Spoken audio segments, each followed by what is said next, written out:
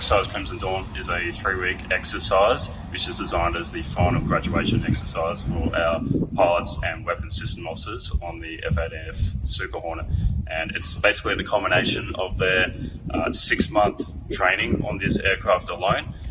Clearly they've done lots of previous training on other aircraft, but 6-month course on the Super Hornet, and this is the end game, that final graduation activity for them.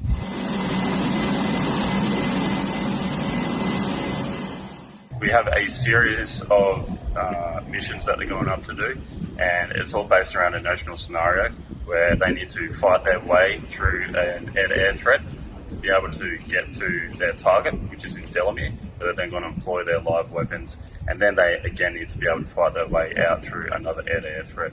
It's a routine exercise that we're always doing every year or every course, and it's part of our continuous race, train and sustain program to keep our pilots coming through the system trained and ready to go. It's not just for our aircrew, however, so our pilots and weapons systems officers of the Super Hornet. It's also for the other support personnel. So we've got our maintenance personnel, logistics, administration and so on. So it's excellent training for them to be able to get away from rough base assembly and practice their deployment skills. We do have the F-35 based out of Rough Base Tyndall here, as well as Rough Base Williamstown. This is the F-18F Super Hornet, which I've had since 2010. So she's a little bit older, but still just as capable. We're always up there as at least a 2-ship or a 4-ship, so 2 aircraft or 4 aircraft at a time, where absolutely everything is essential, relies massively on teamwork. So they're being led by the lead, and then you have the wingman. So followership and leadership is super critical for the entire mission.